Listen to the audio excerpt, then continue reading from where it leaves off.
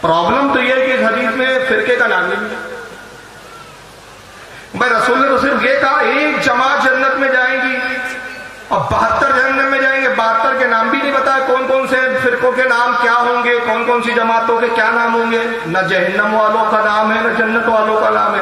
اس میں کہیں نہیں لکھا ہے کہ بریلی جنت میں جائیں گے, کہیں نہیں لکھا ہے کہ سنی و جنت میں جائیں گے, اور یہاں کہیں نہیں لکھا ہے کہ دیوبندی جہنم میں جائیں گے, اہل حدیث جہنم میں جائیں گے, شیعہ جہنم میں جائیں گے, نیسری جہنم میں جائیں گے, چکرالوی جہنم میں جائیں گے, قادیانی جہنم میں جائیں گے, تبدیلی, رافضی, شیعہ, قادیانی, یہ کسی کا نام نہیں.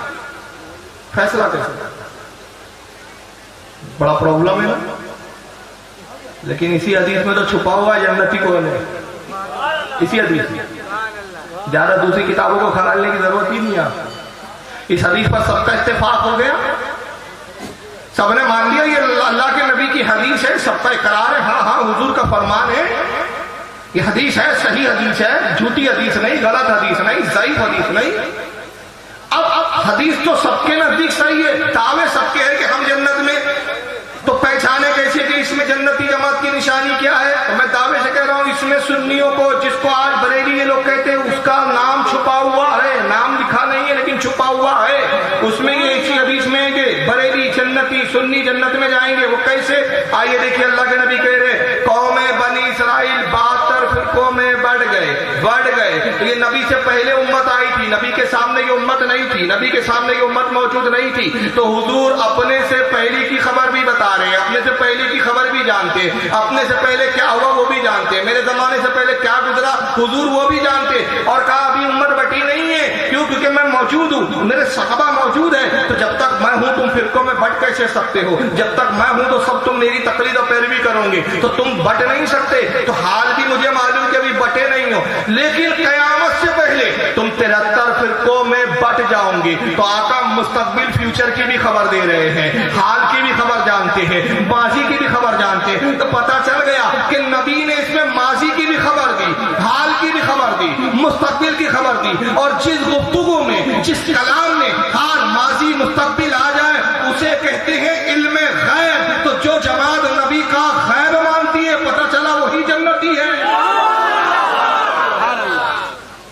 ورنہ ہوا یہ کہ تم نے یہ تو مان لیا کہ نبی کہہ رہے 73 فرقے ہوں گے. یہ غیب کی خبر ہے کیا نہیں بھائی؟ ہوں گے, آگے کی خبر دے رہے ہیں کہ نہیں نبی؟ تو یہ تو مانتا کہ 73 ہوں گے اور کہتا نبی کو غائب نہیں. تو پتا چلا تو اس فرقے میں ہے ہی نہیں, تو کلہم فی النار 72 والوں میں. کیونکہ اس میں پھر حضور نے آگے کیا کہا؟ جو میرے صحابہ کے عقیدے پر ہوں گا اور میرے عقیدے پر. تو صحابہ کا عقیدہ بھی پتا چلا جب نبی نے کہا لوگوں 72 فرقے بنی اسرائیل میں, وہ تو کسی صحابی نے کھڑے ہو کے نہیں پوچھا ہے نبی آپ کو غیب نہیں, آپ کو کیسے معلوم 72 ہوئے تھے؟ کسی نے اعتراض نہیں کیا. کیوں؟ صحابہ کو معلوم ہے نبی جو بتائے وہ حق ہوتا ہے, مصطفیٰ کی جو زبان سے نکل جائے حق ہوتا ہے. مصطفیٰ جو گزرا وہ بھی جانتے ہیں, جو ہو رہا ہے وہ بھی جانتے ہیں, جو ہونے والا ہے وہ بھی جانتے ہیں. اعتراض نہیں کیا صحابہ نے, اپنا عقیدہ بتا دیا خاموشی سے. کہا میری امت 73 فرقے ہوں گی. صحابہ نے اس پر بھی اعتراض نہیں کیا. اللہ کے نبی 73 آپ فگر دے رہے ہیں, ایک عدد بتا رہے ہیں. حضور اتنا کہہ دیتے تھے کافی تھا, میری امت فرقوں میں بٹیں گی, بہت سارے فرقے ہو جائیں گے, آپ 73 کہہ رہے ہیں. تو صحابہ نے اعتراض نہیں کیا, اور اعتراض نہ کر کے خاموشی کے ساتھ یہ مان لیا اور بتایا کہ دیکھو ہمارا عقیدہ یہ ہے کہ نبی کی زبان سے جو بات نکل جاتی ہے پتھر کی لکیر سے زیادہ گہری ہوتی ہے. پتھر کی لکیر کو تو مٹایا جا سکتا ہے, مصطفیٰ کی بات کو نہیں مٹایا جا سکتا. تو جب ہمارے نبی نے 73 کہہ دیا تو اب 73 ہی ہوں گے, نہ 72 ہو سکتے ہیں نہ 74 ہو سکتے ہیں. انہوں نے مان لیا. پھر حضور نے کہا سب کے سب جہنم میں جائیں گے, سب جہنم میں جائیں گے. تو صحابہ نے کیا کچھ کہنا چاہیے تھا؟ اللہ کے نبی جب یہ 72 ہو جائے, جہنمی بن جائیں, 73 ہو جائیں فرقے پورے, تو ان کو ملانے کے لیے ہمیں کیا کرنا چاہیے؟ ان کو جوڑنے کے لیے ہمیں کیا کرنا چاہیے تھا؟ ہمیں کون سی تحریک چلانا چاہیے؟ صحابہ نے یہ نہیں پوچھا, کیونکہ صحابہ جانتے تھے کہ جب نبی کی زبان سے یہ نکل گیا کہ یہ 72 جہنم میں جائیں گے تو اب ان کو کوئی جنتی بنا نہیں سکتا. تو انہوں نے کہا اللہ کے نبی جو جہنم میں جانے والے ہیں ان سے ہمیں کیا غرض, جو جنت میں جانے والے ہیں ان کی پہچان اور نشانی بتا دو. تو کہا نشانی یہ ہے کہ جو تمہارے اور میرے تم بھی مجھے غیب نہ جانتے ہو. تو اب جو غیب مانتا ہے وہی جنتی جماعت ہے. اب آئیے وہ ڈھول بولوں کو اسی حدیث میں کیسے رد ہو جاتا ہے. حضور نے کہا 72 جہنم میں جائیں گے، اور ایک ٹولی بولتی ہم کسی کو جہنم میں جانے دیں گے. تم بھی ٹھیک، تم بھی مسلمان، کافر مت بولو. ان کو بھی کافر مت بولو بھائی، یہ بھی مسلمان، آپ بھی مسلمان، آپ بھی مسلمان. جب سب مسلمان جی تو پھر سب جنتی. بات سمجھ میں آ رہی ہے کہ نہیں؟ بھائی مسلمان کا جہنم میں جانا حرام اور کافر کا جنت میں جانا حرام. کافر جنت میں نہیں جا سکتا اور مسلمان مومن جہنم میں نہیں جا سکتا. ہاں کچھ مسلمان جہنم میں جائیں گے کس بنیاد پر؟ گناہوں کی بنیاد پر، لیکن رسول اللہ کی شفاعت سے وہ بھی آخر میں کہاں جائیں گے؟ جنت میں. مطلب ہمیشہ جہنم میں نہیں رہنا ہے. تو اب حضور کہہ رہے ہیں کہ 72 جہنم میں جائیں گے. تو ایک طرف رسول کہہ رہے ہیں کہ 72 کفر کی بنیاد پر، ان کا عقیدہ میرے اور صحابہ کے عقیدے کے مطابق نہیں ہوگا تو وہ جہنم میں جائیں گے. اور یہ کہتے نہیں سب مسلمان سب جنتی. تو مجھے بتاؤ نبی کا کہوا برابر ہوگا وہ پورا ہوگا کہ آج کے ان پاخنڈی ملاؤں کا کہنا وہ پورا ہوگا؟ آپ بتائیے کس کا کہنا پورا ہوگا؟ بات کس کی پوری ہوگی؟ تو جب نبی کی پوری ہوں گی تو سب جنت میں نہیں ہو سکتے. تو جب جنتی سب نہیں ہے 72 جہنمی ہے، تو جس طرح صحابہ نے عقیدہ بتایا کہ اللہ کے نبی جو 72 جہنمی ہے ان سے ہمارا کوئی لینا دینا نہیں، تو ہمارا بھی عقیدہ صحابہ کے مطابق ہونا چاہیے کہ جو گمراہ ہو کر گستاخ ہو کر 72 میں چلا گیا اس سے بھی ہمارا کوئی لینا دینا. سب ٹھیک نہیں ہو سکتے بھائی. جب دو لوگ لڑتے ہیں تو ایک حق پر ہوتا ہے ایک نہ حق پر ہوتا ہے. اب آئیے میں کچھ چیزیں آپ کو دکھاتا ہوں کہ دوسرے فرقوں کے داغ ہونے کی کیا دلیل ہے. حضور نے کہا کہ یہاں جہنم میں جانے کا سبب کیا ہے؟ ان کا کفر.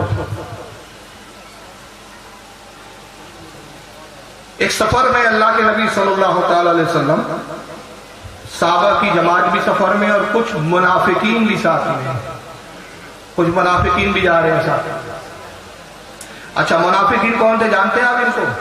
منافقین کس کو کہتے ہیں جانتے ہیں آپ ان کو؟ نہیں جانتے. منافق حضوری کے زمانے میں ایک وہ جماعت تھی جو نبی کے پیچھے نماز بھی پڑھتے تھے، نبی کے ساتھ جہاد پر بھی جاتے تھے، نبی کے ساتھ اٹھتے بیٹھتے کھاتے پیتے تھے، اور جیسے نبی سے دور ہوتے تھے نبی کی غیبت کرتے تھے، نبی کی برائی کرتے تھے، نبی کی باتوں میں عیب نکالتے تھے، مذاق اڑاتے تھے. قرآن نے کہا کہ حبیب وہ ایمان لائی نہیں، ان کے ایمان ان کے منہ پہ مار دیے گئے، جہنم کے سب سے نچلے طبقے میں رہے گئے. اور سورہ منافقون قرآن میں پوری سورت انہی کے بارے میں کہا ہے. قرآن پڑھا کیجئے ترجمے سے، کنز ایمان پڑھیے گا. پوری سورہ منافقون ان منافقوں کے بارے میں نازل ہوئی. یہ نماز ضرور پڑھتے تھے لیکن قرآن کہہ رہا ہے کافر ہے. نماز کس کے پیچھے پڑھتے تھے؟ جامع مسجد کے امام کے پیچھے، نبی کے پیچھے. کس مسجد میں نماز پڑھتے تھے یہ منافقین؟ مسجد نبوی میں. جس مسجد کے بارے میں آقا کہتے ہیں کہ دوسری مسجدوں کے مقابلے میں میری مسجد میں نماز پڑھنا 70 درجے زیادہ فضیلت رکھتا ہے. تم اپنے محلے کی مسجد میں نماز پڑھو گے 1 نیکی، میری مسجد میں وہی نماز پڑھ لو گے 70 نیکی، درجہ بڑھ گیا. اس مسجد میں نماز پڑھتے تھے، نبی کے پیچھے نماز پڑھتے تھے اور اس جماعت میں نماز پڑھتے تھے. جماعت بھی دیکھو کتنی اعلیٰ، نمازی بھی دیکھو ساتھ میں کتنے اعلیٰ، امام بھی دیکھو کتنے اعلیٰ، امام الانبیاء امامت کر رہے ہیں. جماعت کتنی مقدس ہے کہ اس جماعت میں ابو بکر صدیق بھی ہے، اس جماعت میں عمر فاروق بھی ہے، اس جماعت میں عثمان غنی بھی ہے، اس جماعت میں مولا کائنات بھی ہے. روئے زمین پر ایسی مقدس جماعت آسمان نے نہ پہلے کبھی دیکھی نہ قیامت تک دیکھ سکتی ہے. ایسی عظیم جماعت کے ساتھ مل کر یہ نماز پڑھ رہے ہیں اور اللہ رسول کہہ رہے ہیں ان کی عبادت منہ پہ مار دی جائے گی، ان کی عبادت منہ پہ مار دی گئی، جہنم کے سب سے نچلے طبقے میں جائیں گے. تو عرض کرتا ہوں میں خالق کائنات، اے اللہ کے نبی ذرا یہ تو بتائیں آپ کے پیچھے اس کی نماز قبول نہیں ہو رہی؟ آپ کے پیچھے اے نبی، آپ کے پیچھے ان کی نماز قبول نہیں. रसूल ने कहा मेरे पीछे नमाज कबूल नहीं, पढ़ मेरे पीछे रहे तब भी जहन्नम में जाएंगे। क्यों? मेरी शान में गुस्ताखी करते हैं, और जो मेरी शान में गुस्ताखी करता है वो इस्लाम से निकल जाता है, काफिर हो जाता है। तो जो काफिर हो उसकी नमाज कबूल नहीं होती। तो पता चला कि नमाज की कबूलियत के लिए ईमान पहली शर्त है, ईमान का होना पहली शर्त है। तो तू जब देख रहा है कि सामने वाला इमाम वहाबी देवबंदी खबीस काफिर है, तो कहता मेरी नमाज हो जाएगी, उसकी नमाज उसके साथ, मेरी नमाज उसके साथ। अबे जब ईमान ना हो तो नबी के पीछे नहीं होती, तो इस पाखंडी इमाम के पीछे कैसे हो जाएंगी? शर्त ऐसी में ईमान। तो ये मुनाफिकीन थे, हुजूर के साथ तो रहते ही थे ना, तो सफर में भी थे हुजूर के साथ। रसूलुल्लाह का ऊँट गुम हो गया। अब ये जो मैं रिवायत बता रहा हूं किसने लिखा, हवाले नोट कर लें। अब जिनको शौक है किताबें के, अगर मुताल्ला करते हैं, इल्म रखते हैं, तो सुने। इसको इमाम अबी हातिम ने अपने कुरान की तफसीर में लिखा है, जिल्द नंबर 6 सफ़ा 183 पर, जो रिवायत जो वाक़या में बयान कर रहा हूं। और इमाम इब्न अबी हातिम कौन है? ये इमाम बुखारी के उस्ताद है। इमाम बुखारी का तो नाम सुना है ना? नहीं सुना? इमाम बुखारी कौन है? मुख्तसर सुन लीजिए। बहुत बड़े इमाम, बहुत बड़े मुहद्दिस है। उन्होंने हदीस की किताब लिखी सही बुखारी, जिसमें रसूलुल्लाह की बातों को, हदीसों को जमा किया, और उस किताब को कुरान के बाद सबसे अफजल किताब माना जाता है, कुरान के बाद दर्जा दिया गया। तो उस इमाम बुखारी के लिए कौन है उस्ताद? इमाम इब्न अबी हातिम। उन्होंने कुरान की तफसीर लिखी, जिल्द नंबर 6 सफ़ा उसका 183। इमाम इब्न जरीर तबरी, ये भी बहुत बड़े मुहद्दिस और इमाम गुजरे हैं। इन्होंने अपनी तफसीर कुरान, तफसीर तबरी, जिल्द नंबर 14 सफ़ा नंबर 335 हदीस नंबर 16917 पर लिखा। इमाम जलालुद्दीन स्यूती, ये भी बहुत बड़े वक्त के इमाम, 600 हिजरी के गुजरे हैं। इमाम जलालुद्दीन स्यूती अपनी तफसीर कुरान दुर्र मंसूर, जिल्द 7 सफ़ा 466 पर ये रिवायत की हदीस लिखते हैं। क्या लिखते हैं? कहते हैं कि अल्लाह के नबी सफर पे हैं, साथ में सहाबा भी है, मुनाफिकीन का टोला भी है। हुजूर की ऊँटनी गुम हो गई, नबी की ऊँटनी गुम हो गई। सरकार ने सहाबा से कहा जाओ, ऐ मेरे सहाबा मेरी ऊँटनी तलाश करो, ढूंढो मेरी। सहाबा ऊँटनी ढूंढने लगे। ये मुनाफिकीन थोड़ा किनारे खसक कर अगर अलग हुए जमात से, और आपस में फुसफुस करने लगे। कहा देखो मोहम्मद की अजीब हालत है, क्योंकि हुजूर का मजाक तो उड़ाते ही थे, तौहीन करते थे नबी की शान में। कहते देखो ये मोहम्मद की अजीब बातें हैं, एक तरफ आसमान की बातें बताते हैं मोहम्मद, जन्नत के हालात बताते हैं, जमीन के अंदर की बातें बताते हैं, आने वाली खबरों की बातें बताते हैं। मोहम्मद कहते जन्नत मैंने देख ली, जन्नत में ये है, जन्नत में वो है, मैं फरिश्तों की आवाजें सुनता हूँ, मैं फरिश्तों की बातें सुनता हूँ। बड़े बड़े दावे करते हैं मोहम्मद कि मुझे ये मालूम वो मालूम। ऊँटनी कहाँ है, यही मोहम्मद को नहीं मालूम, अपनी ऊँटनी की खबर नहीं है मोहम्मद को।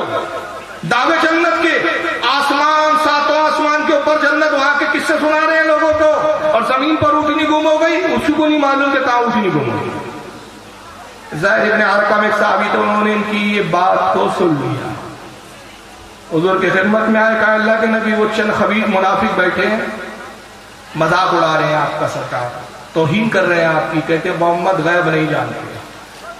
और उन्होंने फिर एक जुमला कहा, वो जुमला इन इमामों ने लिखा, और आज का वही मुनाफिकों का जुमला आज का वहाबी दौरा। नस्ल वहीं से चली है, नुत्फा वहीं से आया है, लगता है ये उन्हीं की नस्ल थी। क्या कहा था उन्होंने? वमा युद्री मोहम्मदुन बिल गैब, मोहम्मद गैब क्या जाने, मोहम्मद को गैब की खबर नहीं। क्या जुमले उनके?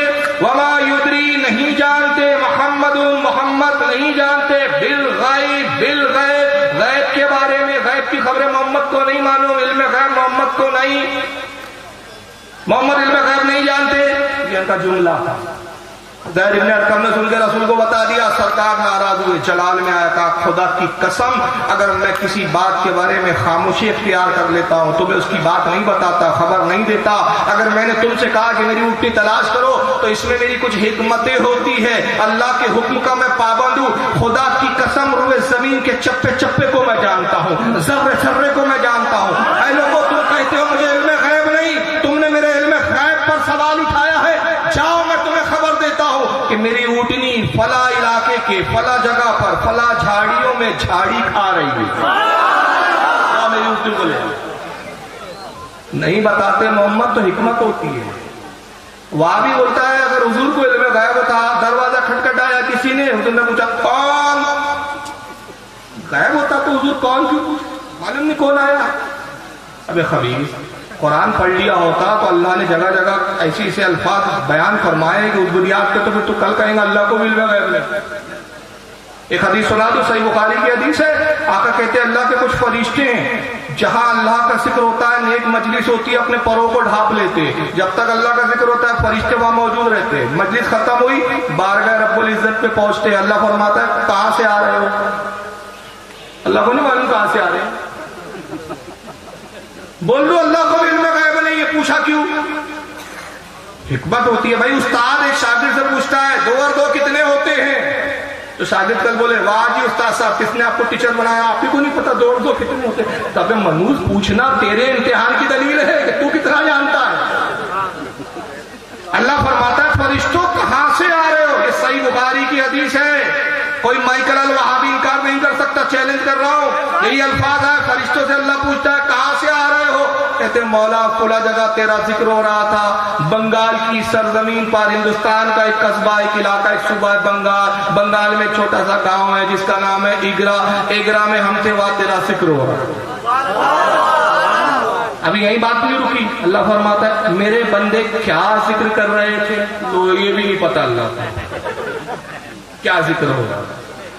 فرشتے کہتے ہیں مولا تیرے بندے جو ہے تیری تعریف بیان کر رہے تھے، تیرے رسول کا تذکرہ کر رہے تھے، تیری جنت کا ذکر کر رہے تھے، تیری دوزخ کا ذکر کر رہے تھے۔ تیسرا سوال سنو، اللہ فرماتا ہے فرشتوں انہوں نے مجھے دیکھا، میرے رسول کو دیکھا، میری جنت دیکھی، میری دوزخ دیکھی، اللہ کو نہیں معلوم نہیں دیکھی؟ بھائی آپ نے اللہ کو دیکھا؟ اس کو نہیں معلوم ہم نے نہیں دیکھا؟ رسول کو دیکھا، جنت دیکھی، دوزخ دیکھی، اس کو نہیں معلوم کہ ہم نے نہیں دیکھا، اب تک نہیں دیکھا، مریں گے تو جنت دیکھیں گے، مرنے کے بعد اللہ کا دیدار کریں گے، رسول سے ملاقات کریں گے، مگر پوچھ رہا ہے پھر بھی کیا دیکھا انہوں نے مجھے؟ فرشتے کہتے مولا نہیں دیکھا۔ تو کیا فرشتوں سے کہنے کے بعد پتہ چل رہا اللہ کو کہ نہیں دیکھا؟ عجیب بات لوگ کیا کیا۔ اللہ فرماتا ہے اگر میری جنت دیکھ لیتے تو کیا کرتے؟ یہ لو یہ بھی نہیں معلوم کہ کیا کرتے۔ میری دوزخ دیکھتے تو کیا کرتے؟ مجھے دیکھتے میرا دیدار کرتے تو کیا کرتے؟ فرشتے کہتے ہیں مولا اگر تیری جنت دیکھتے اس کی طلب میں جستجو کرتے، تیری جہنم دیکھتے اس سے پناہ چاہتے، اور اگر تیرا دیدار کر لیتے تو دنیا مافیا سب کچھ بھول جاتے، تیرے دیدار میں گم ہو جاتے۔ اللہ فرماتا اچھا ایسا ذکر کر رہے تھے میرا اتنا دل کے ساتھ؟ تو اے فرشتوں تم گواہ ہو جاؤ اس سارے مجلس کے لوگوں کو میں نے بخش دیا ہے۔ فرشتہ پھر کہتے اے اللہ کے اے پروردگار اس شخص کے بارے میں تیرا کیا حکم ہے جو اس مجلس میں شروع سے نہیں تھا؟ تو جس کو تو نے بخشا وہ سب شروع سے تھے، لیکن ایک بندہ ایسا بھی تھا جو شروع سے نہیں تھا، وہ جا رہا تھا کسی کام سے، اس نے دیکھا یہاں کچھ مجلس سجی ہوئی ہے، کچھ لوگ بیٹھے، اللہ رسول کا ذکر ہو رہا ہے، وہ کچھ دیر رک گیا، کچھ دیر اس نے تیرا ذکر سنا، پھر کام یاد آیا تو اپنے کام سے آگے بڑھ گیا، زیادہ دیر مجلس میں نہیں رہا۔ اے پروردگار اس شخص کے بارے میں بھی تیرا کیا حکم ہے؟ اللہ کو نہیں معلوم، ایک آدمی ایسا بھی تھا جو پورا نہیں رہا۔ اللہ فرماتا اچھا ایک بندہ ایسا بھی تھا، تو اے فرشتوں پھر چلو گواہ ہو جاؤ جن کو میں بخش چکا ہوں اس کے طفیل میں نے اس کو بھی بخش دیا۔ تو پوچھنا لا علمی کی دلیل نہیں ہوتی۔ اور اس پر ایک بڑی پیاری بات آ رہی ہے، شیخ فرید الدین گنج شکر بابا فرید جن کو ہم کہتے ہیں، بابا فرید بہت بڑے صوفی بزرگ گزرے ہیں، بہت بڑے عالم اور اپنے زمانے کے محدث بھی تھے، کئی حدیثیں بھی بیان کی انہوں نے، بہت بڑے عالم بھی تھے اپنے وقت کے۔ حضرت شیخ فرید الدین گنج شکر اپنی کتاب اسرار الاولیاء میں لکھتے ہیں کہ حضرت علی اپنے غلام عبد الرحمن ابن ملجم کے ساتھ سفر کر رہے ہیں، اور یہ عبد الرحمن کون تھا؟ اسی نے بعد میں حضرت علی کو شہید بھی کیا، غلام تھا حضرت علی کا، بعد میں غداری کی اور اپنے آقا کو شہید کر دیا۔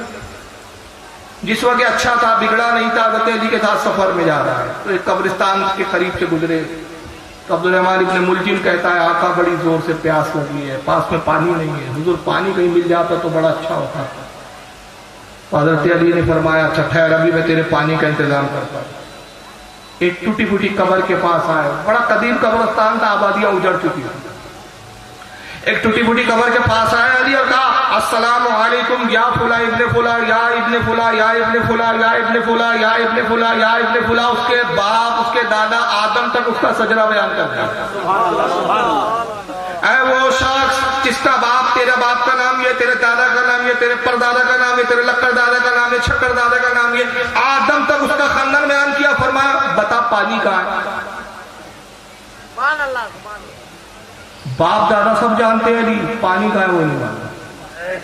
قبر سے آواز آتی ہے وعلیکم السلام یا علی مرتضی، اے داماد رسول آپ یہاں سے کچھ آگے جائیں، ایک گرجا گھر ہے، وہاں فلاں دیوار میں اگر آپ تھوڑا سا کھودے تو وہاں پانی کا ایک چشمہ ہے۔ قبر والا بتا ابن عبد الرحمن ابن ملجم بڑا حیرانی سے سب دیکھ رہا تھا، سن رہا تھا، کہا کہ میں آپ پر فدا ہو جاؤں، بڑی عجیب بات ہے، آپ اس کو جانتے، اس مردے کو، اس کے باپ کو جانتے، اس کے باپ کو جانتے، اس کے باپ کے باپ کو، اس کے باپ کے باپ کو، اس کے باپ کے باپ کو، آدم تک اس کا پورا سجدہ جانتے، اور نہیں جانتے تو یہی نہیں جانتے کہ پانی کہاں ہے۔ یہ سب جانتے، پانی نہیں معلوم آپ کو۔ تو مولا کائنات نے جواب دیا، اے عبد الرحمن ابن ملجم سن، قسم خدا کی روئے زمین پر کہاں کتنا پانی ہے میں جانتا ہوں، کہاں خشکی ہے میں جانتا ہوں، کس پانی کا کیا ٹیسٹ ہے میں جانتا ہوں، کہاں کا پانی کھارا ہے میں جانتا ہوں، کہاں کا پانی نمکین ہے میں جانتا ہوں، کہاں کا پانی میٹھا میں جانتا ہوں، میں سب جانتا ہوں اللہ کے رسول کے طفیل، لیکن پوچھ اس لیے لیتا ہوں کہ مجھ میں گھمنڈ نہ آ جائے کہ علی تو سب جانتا ہے، تو اس لیے بھی پوچھ لیتا ہوں۔ تو پوچھنا، کبھی کبھی پوچھنا نہ معلوم ہونے کی دلیل نہیں ہوتا۔ قرآن میں بھی حضرت موسیٰ سے اللہ نے فرمایا موسیٰ تیرے ہاتھ میں کیا ہے؟ اللہ کو نہیں معلوم تھا موسیٰ کے ہاتھ میں کیا ہے، تو موسیٰ نے کہا تھا پروردگار تجھے بھی علم غیب نہیں، کل آنے والے وہابڑے کہیں گے رسول کو علم غیب نہیں، آج تو ایسا سوال کر رہا ہے کہ کل سوال اٹھ جائے گا کہ اللہ کو بھی نہیں پتا۔ اچھا چلو کیا تھا موسیٰ کے ہاتھ میں؟ بولو کیا تھا بھائی؟ عصا تھا۔ عصا کسے کہتے ہیں؟ ڈنڈے، لاٹھی کو عربی میں عصا کہتے ہیں۔ تو موسیٰ نے ایک ہی جواب دینا تھا نا، جواب ایک کیا دینا تھا؟ اے اللہ میرے ہاتھ میں عصا۔ جواب میں کتنے دیے؟ 10۔ اے اللہ یہ میرے ہاتھ میں عصا، میں اس سے پتیاں بھی جھاڑ لیتا ہوں، اس سے سانپ کو مارتا ہوں، اس سے کیڑوں کو مارتا ہوں، اس سے جانور ہٹاتا ہوں، اس سے میں راستے صاف کر لیتا ہوں، اس سے میں ٹیک لگا لیتا ہوں، اس کے سارے سے میں چلتا ہوں، ایسے 10 کام بتائے۔ اللہ کو نہیں معلوم تھا موسیٰ اس عصا سے کیا کیا کام کرتے ہیں۔ تو کیا پوچھنا نہ معلوم ہونے کی دلیل ہوتی ہے؟ مگر وہابڑے یہی کہتے ہیں حضور کو معلوم تھا تو یہ کیوں پوچھا، حضور کو معلوم تھا تو وہ کیوں پوچھا، جس سے پھٹے اعتراض ہزاروں بار جواب دے دی۔ حضور کو معلوم تھا، حضور کی بیوی حضرت عائشہ پر تہمت لگی، نبی نے کیوں نہیں بتا دیا میری بیوی پاک دامن ہے، حضور کیوں خاموش تھے؟ حضور کی بیوی حضرت عائشہ کا ہار گم ہو گیا تو نبی کو معلوم ہوتا تو ہار کی خبر کی۔ سب کے جوابات ہیں، اگر کوئی پوچھے گا تو میں جواب بعد میں دے بھی دوں گا انشاءاللہ اس کے۔ تو یہ گھسے پیٹے اعتراضات، اب ہمت ہے تو ایک ایسی حدیث لے آ جس میں اللہ کے نبی نے کہا لوگوں میں نہیں جانتا، لوگوں مجھ سے کچھ نہ پوچھو، مجھے کچھ نہیں معلوم، میں لا علم انگوٹھا بات دو جاہل ہوں، معاذ اللہ تک۔ بہرحال بات بہت پھیل گئی تو منافقوں نے کیا کہا؟ محمد غیب کیا جانے، وما یدری محمد بالغیب، محمد غیب کیا جانے۔ تو انہوں نے کہا جاؤ میری اونٹنی فلاں جھاڑیوں میں چل رہی ہے۔ صحابہ کرام جب وہاں گئے دیکھا تو واقعی ویسا ہی پایا جیسے حضور نے فرمایا تھا، اسی جگہ اسی مقام پر اونٹنی حضور کی جھاڑیوں کو کھا رہی تھی۔ منافقین نے بھی دیکھا اس کو، صحابہ اونٹنی کو لاتے ہیں اور منافقین کو پھر کہتے ہیں کہ منافقین کی جماعت تمہیں شرم نہیں آتی، ہمارے نبی کے غیب پر تہمت لگاتے ہو، ہمارے نبی کے غیب پر سوالیہ نشان لگاتے ہو، اعتراض کرتے ہو کہ نبی کو غیب نہیں۔ تو انہوں نے کیا کہا معلوم ہے؟ کہا ہم نے تو ایسی مذاق میں ہنسی مذاق میں کہہ دیا تھا، دل سے تھوڑی کہا۔ کیسا کہا تھا ہم نے؟ مذاق میں بول دیا۔ بتائیے رسول سے مذاق کر رہے ہیں خبیث کی اولاد۔ رب نے قرآن کی آیت نازل کی، وہاں بڑا یہ قرآن نہیں پڑھے گا، عقل کے گھوڑے دوڑائے گا۔ کون سی آیت نازل ہوئی؟ سورہ توبہ پارہ نمبر 10 آیت نمبر 65 65 اور 66 جاؤ اس کی شرح اس کی تفسیر دیکھ لو. میں نے جو حوالے دیے امام ابن ابی حاتم کی تفسیر قرآن دیکھ لو, امام طبری ابن جریر طبری کی تفسیر قرآن دیکھ لو, امام جلال الدین سیوطی کی تفسیر قرآن دیکھ لو. یہ تمام ائمہ مفسرین لکھتے ہیں کہ اس کے وقت یہ قرآن کی آیت نازل ہوئی. 10ویں پارے میں یہ آیت موجود ہے, سورہ توبہ ہے, آیت نمبر 65 اور 66 ہے. رب فرماتا ہے وَلَئِن سَأَلْتَهُمْ لَيَقُولُنَّ إِنَّمَا كُنَّا نَخُوضُ وَنَلْعَبُ. رب فرماتا ہے اور محبوب اب اگر تم پوچھیں گے کہ تم نے ایسا کیوں کہا تو کہیں گے ہم تو یہی ہنسی مذاق کر رہے تھے. کوئی سب واقع بیان کر رہا, جو کیا انہوں نے جو کہا وہی پورا ہو بہو اللہ بیان کر رہا. اے حبیب آپ تم پوچھو گے کہ تم نے میرے غیب پر کیوں اعتراض کیا تو کہیں گے ہم تو یہی ہنسی مذاق کر رہے تھے. قل اب اللہ وآیاتہ ورسولہ کنتم تستہزئون. اے میرے حبیب کہہ دو ان سے کہ اللہ کی آیتوں کو مذاق بناتے ہو, اللہ کے رسول سے مذاق کرتے ہو, خدا کی باتوں سے مذاق کرتے ہو. تم اتنے بڑے ہو گئے, تمہیں شرم نہیں آتی کہ اللہ کا مذاق کرتے ہو, اللہ کے رسول کا مذاق کرتے ہو, اللہ کی آیتوں کا مذاق اڑانے کو. اے حبیب فرما دیں ان سے تم پہلے مومن تھے, مسلمان تھے, مگر تم نے جب میرے علم غیب کا انکار کیا قد کفرتم, تم کافر ہو گئے بعد ایمانکم, ایمان لانے کے بعد. کیا ہو گئے تم؟ بولو بولو, کیوں کافر ہوئے؟ ارے بولو بھائی. نبی کے علم غیب پر اعتراض کیا تو پتا چلا کہ جو نبی کا علم غیب نہیں مانتا اس کو ہم کافر نہیں کہہ رہے ہیں, قرآن اور اللہ کافر کہہ رہے ہیں. اور کیوں کافر کہہ رہا ہے؟ رب خود ارشاد فرماتا ہے وہ ہابڑا آدھی آیت پڑھتا ہے, آدھی اپنے باپ کا مال سمجھ کے کھا جائے. کیوں اللہ کا مذاق اڑا رہے ہیں؟ اللہ کہہ رہا ہے, اللہ کہہ رہا ہے کیوں قرآن کی آیت کا تم نے مذاق بنایا؟ تم نے کہا میرے نبی کو غیب نہیں, تم نے اللہ کی آیت کا مذاق اڑایا. تو کیسے مذاق اڑایا؟ پارہ 29 سورہ جن آیت نمبر 26 اور 27 میں رب نے ارشاد فرمایا عالم الغیب فلا یظہر علی غیبہ احدا. غیب کا جاننے والا اللہ, غیب کا جاننے والا پروردگار اپنا غیب کسی کو نہیں بتاتا. بس وہ آوڑا چلا پڑھ کے چپ ہو جائے. نہیں, قرآن میں اللہ کہتا ہے میں غیب کسی کو نہیں بتاتا. ابے آگے بھی تو پڑھ, آگے پڑھے نا تو تیری پول پھلیں گی نا. پڑھ تو آگے تو پڑھ, آگے نہیں پڑھتا اتنا ہی سنائے گا. قرآن میں اللہ صاحب فرماتے, اللہ صاحب فرماتے عالم الغیب فلا یظہر علی غیبہ احدا. غیب کا جاننے والا اللہ اپنا غیب کسی کو نہیں بتاتا, اپنے غیب کسی کو ظاہر نہیں کرتا, اپنے غیب پر کسی کو مسلط نہیں کرتا. مگر آگے کیا فرما رہا ہے؟ الا من ارتضی من رسول, الا من ارتضی من رسول. ہاں, رسولوں میں جس کو پسند کر لیتا ہے اس کو غیب عطا فرما دیتا ہے. وہ نہیں بتایا. تو اللہ کہہ رہا ہے اس آیت میں کہ ہم نے اپنے نبیوں کو غیب دیا. جس نبی کو ہم نے پسند کیا غیب کی خبریں دی, جس رسول کو ہم نے پسند کیا.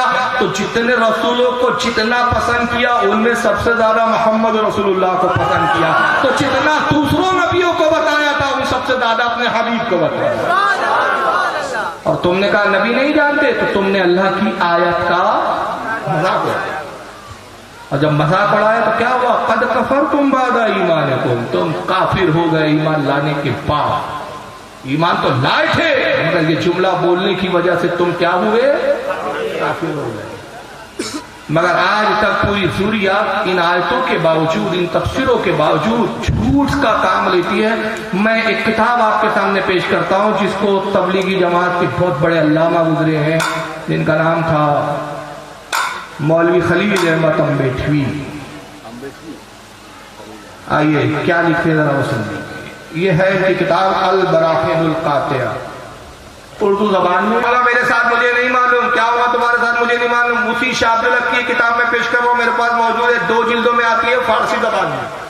اس کی جلد نمبر 1 صفحہ نمبر 7. اب جن کے نام سے گڑا گیا وہ خود کیا کہتے ہیں, وہ خود کیا لکھتے ذرا سنیو. کہتے ایجا اشکال می آرین کہ در بعضی روایات آمدہ کہ گفت آ حضرت صلی اللہ علیہ وسلم کہ من بندہ نمی دانم آچے در پست ای دیوار.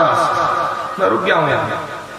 کہتے ہیں کہ بہت سارے لوگ یہ بےہودہ بات, یہ اشکال, یہ گمان, یہ بدگمانی کرتے ہیں, بدگمانی کی باتیں لاتے ہیں اور کہتے ہیں کہ در بازی کیا کہوں میں؟ شراب پینا حرام ہے، اور کل کوئی خبیث مولوی میرے ہی نام سے بیان کرے کہ فاروق رضوی نے کل یہ بیان کیا کہ شراب پی سکتے ہیں، بتائیے کتنا بڑا کمینہ آدمی ہوگا، کتنا بڑا چور ہوگا، کتنا بڑا مکار ہوگا کہ جو بات میں غلط کہہ رہا ہوں وہ میرے ہی نام سے اس کو صحیح بتا دے رہا۔ اور پھر یہ بات صرف شیخ عبدالحق نے نہیں لکھی کہ روایت کی کوئی اصل نہیں ہے، امام شمس الدین سخاوی رحمۃ اللہ علیہ بہت بڑے محدث گزرے جن کا انتقال 902 ہجری میں ہوا۔ کب انتقال ہوا؟ اور ابھی کون سی ہجری چل رہی ہے؟ ارے بولیے، معلوم ہے یا نہیں آپ کو؟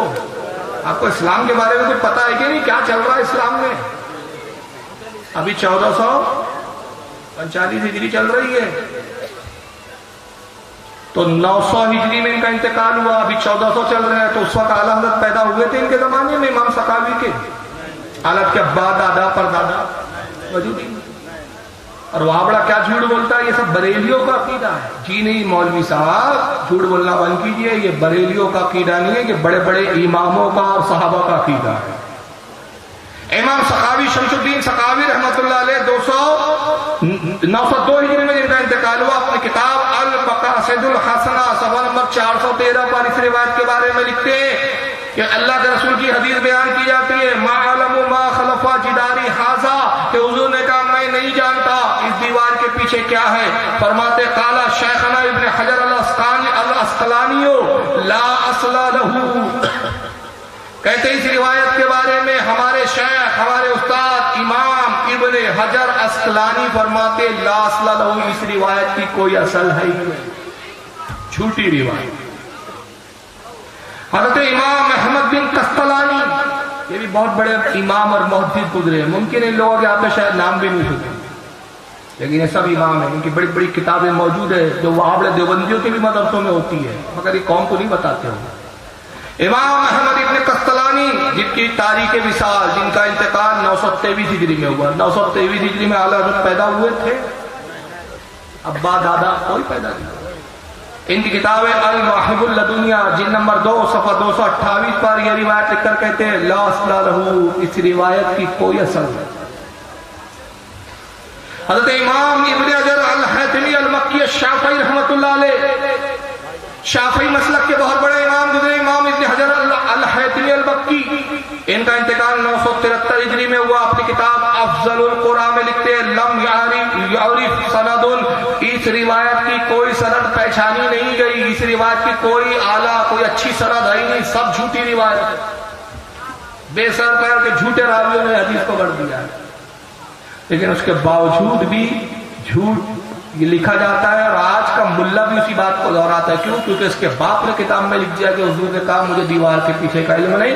آئیے یہ مولوی معراج ربانی ہے، جبہ پہن کے آئے، جبہ پہن لو تو بہت بڑے علامہ ہوگا، کسی جاہل کو ٹائی پہنا دو، کسی گدھے کو ٹائی پہنا دو تو کیا وہ علامہ ہو جائے گا؟ بہت بڑا پڑھا لکھا ہو جائے گا؟ گدھا گدھا ہی نہیں، گدھے کو ٹائی پہنانے سے پڑھا لکھا ہو جاتا ہے کیا؟ تو کسی گدھے کو جبہ پہنا دو تو کیا عالم بن جائے گا کیا؟ ابھی میں نے بیان کیا کہ بڑے بڑے بزرگوں نے کیا کہا، اس حدیث کی کوئی اصل نہیں ہے، من گھڑت ہے، لیکن وہی روایت سنا رہا ہے وہ۔ کیوں؟ یہ روایتیں ان کو بڑی پسند ہے کیونکہ اس میں نبی کی توہین ہے، نبی کی لا علمی، کہ دنیا کے پہلے بد دماغ لوگ ہیں جو اپنے پیغمبر کو جاہل بتانے کے لیے لڑتے ہیں۔ دنیا کی ہر قوم اپنے رہنما کو، اپنے رہبر کو پڑھا لکھا کوالیفائڈ جینیس بتاتی ہے کہ ہمارے فلاں صاحب یہ جانتے تھے، وہ جانتے تھے، اتنے گیانی تھے، اتنے گیانی تھے، یہ معلوم تھا وہ۔ یہ دنیا کے پہلے بد دماغ ہے جو کہتے ہیں ہمارے نبی کو یہ بھی نہیں معلوم تھا، وہ بھی نہیں معلوم تھا، یہ بھی نہیں معلوم تھا۔ کیا تھے نبی؟ معاذ اللہ تمہارے نبی جاہل تھے، تو کیا جاہل نبی بنتا ہے؟ غوث پاک کا ایک قصیدہ ہے، غوث پاک نے ایک قصیدہ لکھا پورا، اس کے اندر انہوں نے اپنی شان اور مقام خود بیان کیا۔ غوث پاک نے اس قصیدے کا نام کیا عربی میں ملتا ہے، میرے پاس الحمدللہ موجود ہے، بیروت سے چھپا ہوا ہے، اس کا نام ہے قصیدہ غوثیہ۔ اور اس میں غوث پاک خود اپنا مقام بتاتے ہیں کہ لوگوں سنو میرے رب نے مجھے کیا کیا دیا، کیا میرا درجہ ہے، کیا میرا مقام ہے۔ تو کئی فرماتے ہیں اس میں وَلَوْ قَيْتُ سِرِّي فَوْقَ مَيْتٍ لِقَامَ بِقُدْرَتِي نِلْتُ الْمَنَالِ لِقَامَ قُدْرَتِي مولا تعالی۔ اے لوگوں، اللہ نے مجھے جو راز بتائے اپنے، اگر میں اپنے راز کسی مردے پہ ظاہر کر دوں تو وہ اللہ کے حکم سے زندہ ہو جائے۔ اللہ نے اپنا رازدار مجھے بنایا. اسی قصیدے میں کہتے ہیں مریدی لا تخف اللہ ربی عطانی رفت و دلت المنالی. اے میرے مرید خوف مت کھا، ڈر مت، میں تیرا پیر شیخ عبد القادر ہوں، اللہ نے مجھے بہت بڑے بڑے مقام عطا کیے ہیں. مریدی لا تخف واشن فائنی عظوم قاتل عند القتال. اے میرے مرید کسی چگل خور سے مت ڈر، کسی دشمن سے خوف زدہ مت ہو، تیرا شیخ میں عبد القادر ہوں، میرے پاس تلوار ہے اور میں خوب لڑنا جانتا ہوں، خوب کاٹنا جانتا ہوں. اسی شعر میں پھر یہ شعر کہا، کیا کہا؟ نظر تو الی بلاد اللہ جمعا کخر دلتین علی حکم اتصالی. میں اللہ کے تمام شہروں کو، اللہ کے تمام ملکوں کو ایسے دیکھتا ہوں جیسے میرے ہتھیلی میں رائی کا دانہ رکھا ہوا ہو.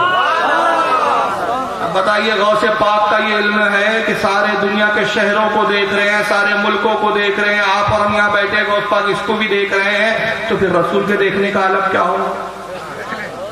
مگر وہابی جی کے پیٹ میں درد ہوا، کہا کہ ارے یہ تو شیخ عبد القادر جیلانی کا شعر ہو ہی نہیں سکتا، شیخ عبد القادر جیلانی ایسا کہہ ہی نہیں سکتے. استغفر اللہ معاذ اللہ. ابھی جو تیرے عقیدے کے خلاف ہو اس لیے وہ شعر نہیں ہے. ساری دنیا اس قصیدے کو مانتے آ رہی ہے. بڑے بڑے بزرگوں نے اس قصیدے کے بارے میں کہا کہ شیخ عبد القادر جیلانی کا لکھا ہوا ہے.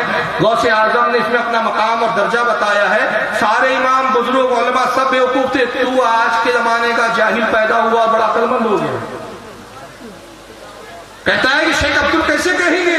یہاں تو ہمارے رسول کا یہ عالم ہے کہ نبی کو دیوار کے پیچھے کی خبر ہے، نبی کو اپنے پیٹھ کے پیچھے کا بھی نہیں معلوم ہوتا. کہ پیٹھ کے پیچھے کیا ہو رہا ہے نبی کو نہیں معلوم. آئیے کیا نبی کا یہی معاملہ تھا؟ حدیث پاک میں پیش کر دیتا ہوں. دیکھ رہے تھے تو وہ اصل میں فاروق رضوی صاحب نے بتایا نہیں، تفصیل ڈیٹیل ہم بتا دیتے ہیں. اچھا بتاؤ کیا وہ اصل میں فاروق صاحب تو اس کو علم غیب کہہ رہے تھے کہ نبی کو غیب ہے، اس لیے حضور جان رہے تھے پیچھے کیا ہو رہا ہے، کیا چل رہا ہے. اصل میں کیا تھا؟ مسجد نبوی کی جو محراب تھی نا وہ آئینے کی بنی ہوئی، تو وہ آئینے میں سب دکھ رہا تھا، کون سجدے میں کون، کیونکہ وہاں بھی کچھ بھی بول سکتا ہے. تو حضور نے جملہ ایسا تھا، جواب سن لیجئے کہ اس کے آنے والے سارے شبہات کی نفی کٹ کے رہ گئی. رکوع تو دیکھ سکتے ہیں آپ، سجدہ تو دیکھ سکتے ہیں، لیکن حضور ایک جملہ کیا کہتے ہیں؟ فَوَاللَّهِ مَا يَخْفَى عَلَيَّ خُشُوعُكُمْ خُشُوعُكُمْ خُشُوعُكُمْ. اللہ کی قسم تمہارے دل میں کیا چلتا ہے میں اس کو بھی دیکھتا ہوں، وہ بھی چھپا ہوا نہیں ہے. تمہارے دل کے خشوع کو بھی جانتا ہوں، دل کے ارادوں کو بھی میں جانتا ہوں. تب یہ ارادے کے آئینوں میں دکھتے ہیں کیا بھائی؟ تو مصطفیٰ ایک کے نہیں، جتنی جماعت لگی ہے 100 کے دل کے ارادوں کو جانتے. اس سے بڑا اور کیا چاہیے؟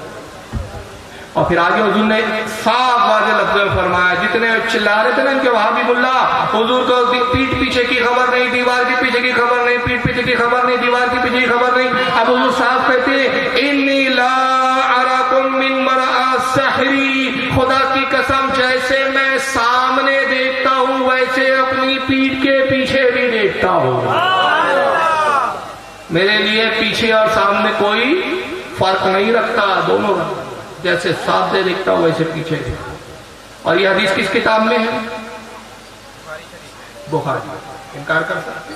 اور پھر بخاری میں نہیں ہے، یہ مسلم میں بھی آئی ہے. صحیح مسلم کے اندر حدیث نمبر 844 پر امام مسلم نے لکھا ہے اس کو. اسی حدیث کو امام نسائی نے بھی لکھا ہے اپنے سنن کے اندر حدیث نمبر 1116 پہ. اسی حدیث کو امام مالک نے بھی لکھا ہے اپنی موطا امام مالک کے اندر حدیث نمبر 410 پہ. اسی حدیث کو امام احمد ابن حنبل نے بھی لکھا ہے اپنی مسند کے اندر حدیث نمبر 8024 پہ. اسی حدیث کو امام ابن حبان نے بھی لکھا اپنی صحیح کے اندر حدیث نمبر 6337 پر. اسی حدیث کو امام ابو یعلا نے بھی لکھا اپنی المسند میں حدیث نمبر 2971 پر. اسی حدیث کو امام بہقی نے بھی لکھا اپنی کتاب دلائل النبوت کے اندر حدیث نمبر 2321 کے اوپر. اسی حدیث کو امام بغوی نے بھی لکھا اپنی کتاب شرح السنہ کے اندر حدیث نمبر 3606 پر. میں نے 9 حوالے دیا اور بھی حوالے ہیں، لیکن انصاف پسند کے لیے تو ایک حوالہ کافی.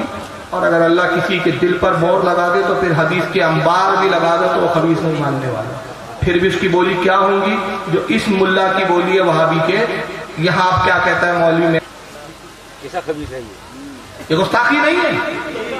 اور ایسے گستاخوں کی جماعت چل رہی ہے، ایسے گستاخوں کو بلایا جاتا ہے، ان کی تقریریں ہوتی ہیں، ان کو لوگ عالم مانتے ہیں، اور ہمارے یہاں کے ڈھلبل لوگ برطانیہ 50-50 والے کہتے ہیں یہ بھی ٹھیک ہے وہ بھی ٹھیک ہے، جو نبی کی بیٹی کو جہنمی بتائے وہ بھی ٹھیک ہے، جو نبی کی بیٹی کو جنتی مانے وہ بھی ٹھیک ہے۔ یہ کیسے ٹھیک ہو سکتے ہیں یار؟ ایک جنت والے ایک جہنم والے دونوں ٹھیک کیسے ہو سکتے ہیں؟ ذرا مجھے بھی سمجھاؤ یار، میں سمجھنا چاہتا ہوں۔ رات اور دن ایک ہو سکتے ہیں، کالا سفید ایک ہو سکتے ہیں، کافر اور مسلمان ایک ہو سکتے ہیں، جنتی اور دوزخی ایک ہو سکتے ہیں، تو سب ٹھیک کیسے ہو سکتے ہیں بھائی؟ قرآن تو کہتا ہے هل يستوي اصحاب النار واصحاب الجنہ اصحاب الجنۃ هم الفائزون۔ اے حبیب کہہ دے کیا جنت والے اور جہنم والے برابر برابر ہو جائیں گے؟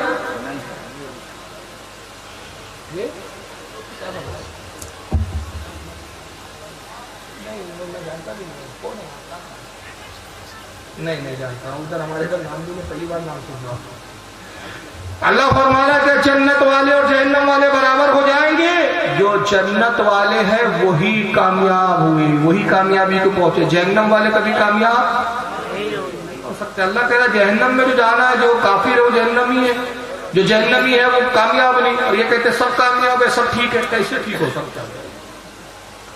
لیکن آپ کے دل میں خیال آئے گا، کل کوئی چالاک وہابی آپ کو گمراہ کرنے کے لیے کہے گا کہ صاحب دیکھیے فاروق رضوی نے یہ نہیں بتایا، ہمارے مولوی جی نے، دونوں مولوی نے حدیث پڑھی تھی، عربی میں بھی کہا تھا، اردو ترجمہ بھی کیا تھا، سلیما شیتا،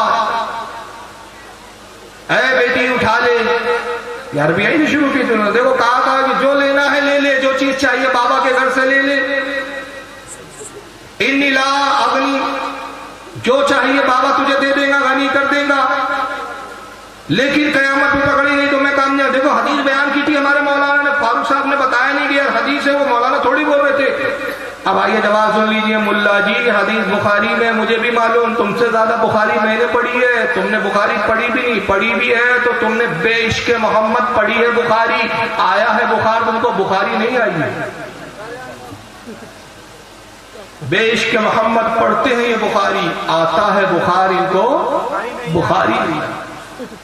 بخاری میں حدیث موجود ہے، مگر کب کی حدیث ہے، کس وقت کی حدیث ہے، ذرا یہ تمہارے ملاؤں نے کیوں نہیں بتایا؟ اس لیے نہیں بتایا کہ یہ بتا دیں گے تو ان کا پاکھنڈی دھرم کھل کر لوگوں کے سامنے آ جائے گا۔ امام بخاری کو یہ آدھا دھرم، میں نے کہا نا کہ کہاں سے شروع کریں گے کہ اللہ کے علاوہ کوئی غیب نہیں جانتا، آگے کا چھوڑ، آدھا دین، آدھی بات، ادھوری بات، ادھورا مذہب بتائیں گے۔ بخاری میں حدیث موجود ہے، مگر کہاں سے شروع ہوتی ہے حدیث؟ اللہ کے رسول صلی اللہ علیہ وسلم پر اعلان نبوت کے تیسرے سال امام بخاری کہتے ہیں ایک آیت کریمہ نازل ہوئی، حضور کے اعلان نبوت کا تیسرا سال تھا۔ کون سا سال تھا؟ تیسرا، یعنی حضور کی عمر تھی 43 سال، 40 سال میں آپ نے نبی ہونے کا اعلان کیا ہے، لوگوں میں نبی ہوں۔ ابھی 3 ہی سال ہوئے تھے کہ قرآن کی آیت نازل ہوئی، اور اللہ نے فرمایا، آیت کا مفہوم یہ ہے کہ اے میرے حبیب اپنے قرابت داروں کو، اپنے رشتہ داروں کو اللہ کا خوف دلائیے، وَأَنذِرْ عَشِيرَتَكَ الْأَقْرَبِينَ، غالباً یہی آیت ہے، اے میرے حبیب اپنے قرابت داروں کو اللہ کا ڈر سنائیے۔ لوگوں کو تبلیغ بعد میں کیجئے، سب سے پہلے اپنے گھر والوں کو تبلیغ کیجئے، سب سے پہلے اپنے گھر والوں کو اللہ سے ڈرائیے۔ تو یہ آیت نازل ہوئی اعلان نبوت کے تیسرے سال، اور حضرت فاطمہ کی پیدائش کب ہوئی؟ آپ میں سے کسی کو معلوم ہے؟ معلوم ہے یا ہاں یا نا؟ نہیں معلوم۔ یہ معلوم ہو جائے گا تو حدیث سمجھ میں آ جائے گا۔ حضرت فاطمہ کی پیدائش ہوئی اعلان نبوت کے پہلے سال، تو 60 کی آیت نازل ہوئی، تو اس وقت حضرت فاطمہ کی عمر کتنی ہوئی؟ 2 سال۔ اب ذرا 2 سال کی بچی کا تصور کیجئے اور سوچئے کہ 2 سال کی بچی عمل کے بارے میں کیا جانتی ہے۔ 2 سال کی بچی پہ نماز کون سی فرض ہے؟ 2 سال کی بچی پہ روزہ فرض ہے؟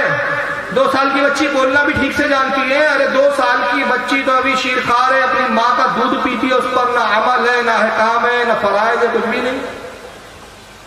تو 2 سال کی بچی حضرت فاطمہ کو حضور نے اپنی گود میں لیا، جب یہ آیت نازل ہوئی تو امام بخاری کہتے ہیں اپنی پھوپھی کو بھی بلایا، اپنے چچا کو بھی بلایا، چچا کی اولادوں کو بھی بلایا، پھوپھی کی اولادوں کو بھی بلایا، اہل قریش کو بھی بلایا، خاندان والوں کو سب کو جمع کیا، مگر کسی نے کچھ نہیں کہا، صرف اپنی بیٹی فاطمہ کی طرف رخ کیا اور کہا اے بیٹی فاطمہ سنو بیٹا، عمل کرو عمل کرو عمل کرو، قیامت میں اگر تم پکڑی گئی تو کوئی تمہیں اللہ کے عذاب سے چھڑا نہ سکے گا۔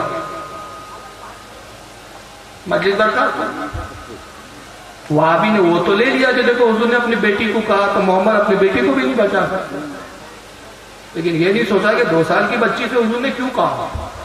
اس حدیث کا پس منظر کیا ہے، اس کا خلاصہ کیا ہے، آئیے اس کو سمجھانے کے لیے میں آپ کے سامنے ایک مثال پیش کرتا ہوں۔ 12 بجے تک جو بھی آئے گا جو چاہیے میں دے دوں گا۔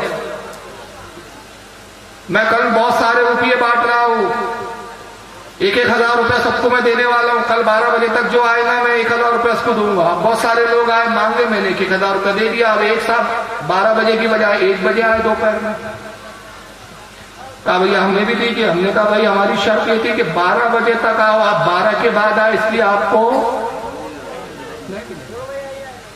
اب وہ چلانے لگے کہے کہ جناب آپ کو حق ہی نہیں ہے، اختیار ہی نہیں ہے دینے کا، آپ کو طاقت ہی نہیں ہے۔ تو میں کہوں گا جناب طاقت 1,000 کی نہیں، 10,000 کی ہے، لاکھوں کی ہے، مگر شرط یہ ہے کہ 12 بجے تک آؤ، تم 1 بجے آئے لہذا تم نے میری شرط کو پورا نہیں کیا۔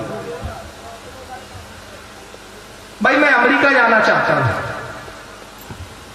پلین میں طاقت ہے نا مجھے لے جائے، ہاں امریکہ کا پریسیڈنٹ کون ہے اس وقت؟ کلنٹن، وہ اختیار رکھتا ہے کہ نہیں؟ وہ چاہے تو کہ فاروق صاحب کو امریکہ آنے دو، بولو بھائی۔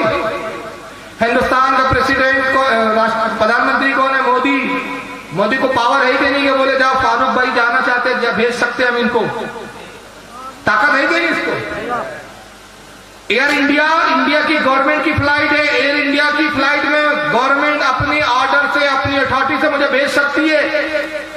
میں کہوں بھائی میں امریکہ جانا چاہتا ہوں، مودی صاحب مجھے امریکہ بھیج دیجئے، تو مودی صاحب کہیں گے بالکل بھیج دیں گے، ہمیں اختیار ہے، مگر پاسپورٹ تو بتائیے۔ میں کہوں گا پاسپورٹ تو نہیں ہے، تو کہیں گے بھائی اختیار تو ہے لیکن اصول و ضابطہ یہ ہے کہ پاسپورٹ ضرور ہے۔ بش کلنٹن سے فون کیا گیا، کہا بھائی بش صاحب میں آنا چاہتا ہوں، کلنٹن صاحب میں آنا چاہتا ہوں، کون ہے وہ؟ ٹرمپ ہے شاید، ٹرمپ صاحب میں آنا چاہتا ہوں، کہا بالکل آئیے، ہمیں اختیار ہے، ہم آپ کی آؤ بھگت کریں گے، پاسپورٹ دکھا دیجئے، ویزا بتا دیجئے۔ ویزا نہیں ہے پاسپورٹ نہیں، کہا نہیں بھائی وہ تو شرط ہے۔ تو پتا چلا اختیار تو ہے مگر پاسپورٹ بھی تو چاہیے نا، کچھ اصول و ضابطے تو ہے نا۔ آقا نے کہا جنت میں دینے کا اختیار رکھتا ہوں مگر جنت میں آنے کا پاسپورٹ لگتا ہے، وہ ایمان ہے، ایمان کا پاسپورٹ تو دکھاؤ تاکہ میں جنت دوں۔ جب ایمان کا پاسپورٹ ہی نہیں ہے تو تم کہو گے جنت میں آ جاؤ۔ اور اس کے بعد مولا جی نے قرآن کی ایک آیت پڑھی، بڑے روب اسے کہا کہ بھائی یہ مولانا کو بھی سناؤ، سب کو سناؤ۔ سورہ انعام پارہ نمبر 7 آیت نمبر 50 میں اللہ فرماتا ہے قُلْ لَا أَقُولُ لَكُمْ عِنْدِي خَزَائِنُ اللَّهِ، اے میرے حبیب کہہ دے میں اللہ کے خزانوں کا مالک نہیں۔ دیکھو اللہ خود رسول سے کہہ رہا ہے کہ اے نبی کہہ دے میں اللہ کے خزانوں کا مالک نہیں۔ ملا جی تفسیر بھی تو دیکھ لی ہوتی، مفسرین کے اقوال بھی تو دیکھ لیے ہوتے، دیکھا ہوتا کہ امام علی بن محمد الخازن نے تفسیر خازن میں کیا کہا ہے، حضرت امام عبداللہ بن عمر البیضاوی نے کیا کہا ہے، تفسیر جمل میں اس کے بارے میں کیا ہے، تفسیر غرائب القرآن میں اس کے بارے میں کیا ہے، امام شہاب الدین خفاجی نے اپنی کتاب نصیب الریاض میں اس آیت کی تفسیر میں کیا کہا ہے، امام جلال الدین سیوطی نے اس آیت کی تفسیر میں کیا کہا ہے، بڑے بڑے اماموں نے کیا کہا ہے۔ بڑے بڑے امام لکھتے ہیں کہ اس کا یہ مطلب نہیں ہے کہ رسول اللہ کے خزانوں کے مالک نہیں ہے، حضور تو ایک جگہ خود ارشاد فرما چکے انما قاسم واللہ یؤتی، میں اللہ خزانوں کا مالک، میں بانٹنے والا، تو خزانوں کے تقسیم کا ذمہ تو مجھے دیا۔ یہاں جو کہا کہ حبیب کہہ دے میں خزانوں کا مالک نہیں، تو اس کا مطلب یہ ہے کہ میں ذاتی طور پر خزانوں کا مالک نہیں، میں خزانوں کا مالک اللہ کی عطا سے ہوں۔ یہ خزانے میرے ذاتی نہیں ہیں، خزانے اللہ کے، جو کچھ خزانے دیکھ رہے ہو یہ اللہ نے مجھے عطا کیے۔ اور دوسرا یہ کہ حبیب عاجزی کرو، انکساری کرو، تاکہ لوگوں کو عاجزی اور انکساری کرنے کا ڈھنگ آ جائے۔ مثال کے طور پہ آپ میں سے کوئی کھڑے ہو اور کہے فاروق رضوی صاحب آپ تو ماشاءاللہ بہت بڑے عالم ہیں، میں کہوں نہیں بھائی میں عالم کہاں، میں تو عام آدمی ہوں، تو آپ اس سے کیا یہ سند بنا لیں؟ بولیے آپ کیا کہیں گے؟ ارے بھائی آپ عاجزی کر رہے ہیں. کوئی بہت بڑے امام اور وقت کے عالم بیٹھے ہو یہاں پر اور ہم کہیں حضور آپ اس وقت سب سے بڑے مفتی ہے، سب سے بڑے عالم ہے، اور وہ مفتی اور عالم کہہ رہے نہیں بھائی آپ کہاں مجھے عالم و مفتی کہہ رہے ہیں، میں تو عاجز ہوں، حقیر ہوں، فقیر ہوں. تو آپ کل تک کہنا شروع کر دیں گے مولانا حقیر ہی ہے، فقیر ہے، جاہل ہے. نہیں، ہر عقل مند سمجھے گا بھائی انہوں نے جو کہا وہ عاجزی کے طور پر کہا. حقیقت تو یہ ہے کہ وہ عالم ہے، حقیقت تو یہ ہے کہ وہ مفتی ہے. کہ رسول تو کہہ دے میں خزانوں کا مالک نہیں، تاکہ لوگوں کے سمجھ میں آ جائے کہ مصطفیٰ عاجزی کر رہے ہیں، انکساری کر رہے ہیں. اور جب لوگ ایمان لے آئے، ایمان میں داخل ہو جائے تو حبیب پھر ان سے کہے کہ خزانوں کا مالک اللہ ہے، بانٹنے والا میں. اب آئیے، یہ تو میں نے تمثیلی بات کی، لیکن ایک حدیث میں پیش کر دیتا ہوں. اس حدیث کے بعد سارے شبہات ختم ہو جاتے ہیں. یہ ہے مشکات شریف حدیث.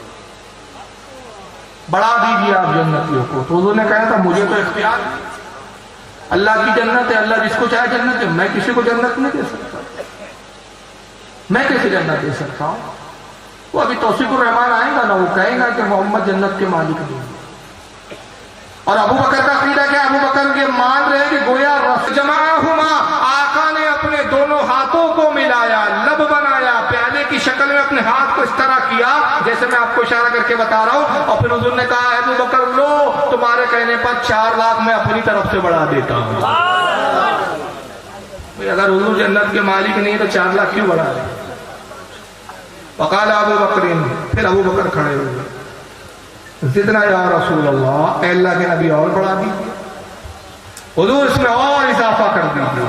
قال وهكذا، حضور نے پھر ویسی ہاتھوں کو لیا، پھر وہی کہا لو ابو بکر 4 لاکھ اور بڑھا دے. کتنے بڑھا دیے حضور نے؟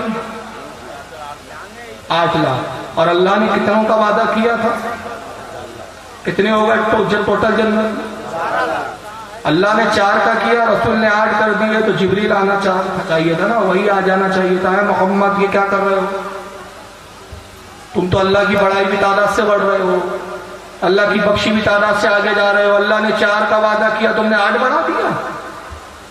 اللہ سے آگے نکلنا چاہتے ہو؟ معلوم نہیں جنت اللہ صاحب کی ہے.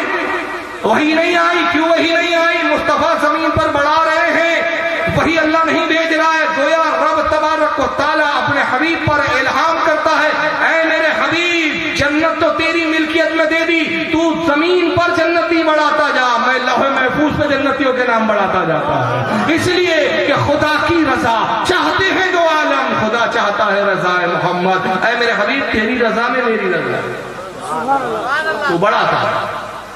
حضرت ابو بکر پھر کھڑے ہوئے اور ابھی کچھ کہنا چاہتے تھے. فقال عمر، تبھی حضرت عمر کھڑے ہو گئے اور حضرت عمر نے کہا دانا یا ابا بکر، اے ابو بکر بس کیجئے، رک جائیے، کتنا بڑا ہے.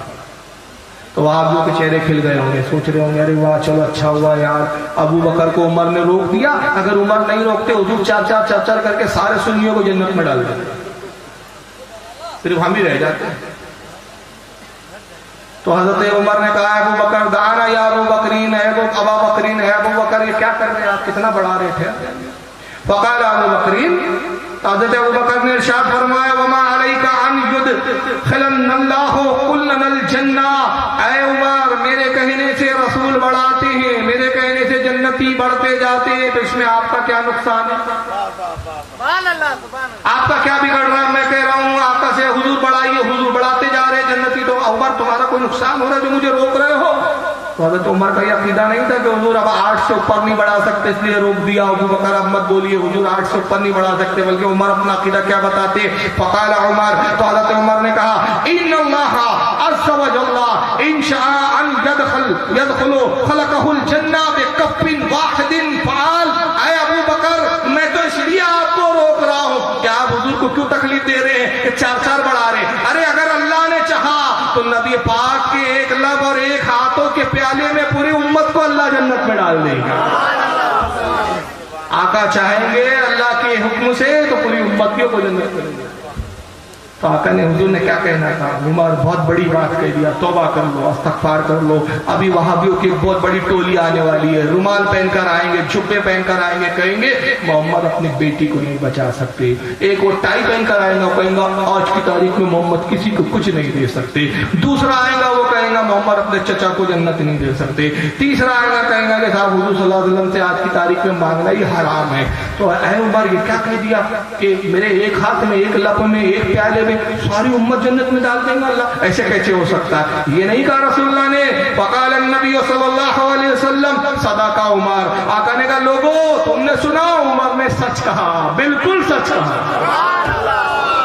بے شک اللہ نے مجھے اختیار دیا کہ میرے ایک ہی لب میں، ایک ہی ہاتھ میں، ایک ہی پیالے میں پوری امت کو جنت میں ڈال۔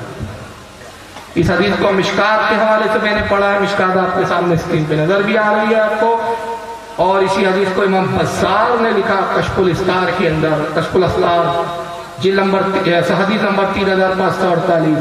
امام احمد ابن حنبل نے بھی اس حدیث کو لکھا۔ امام احمد ابن حنبل کون ہے ذرا تعارف سن لیجئے، 4 مسلک میں سے ایک مسلک کے امام ہے، غوث اعظم ان کے مقلد ہے، اور اس کے علاوہ ان کی خاصیت یہ ہے کہ امام بخاری کے آپ استاد ہیں، امام مسلم کے بھی آپ استاد ہیں۔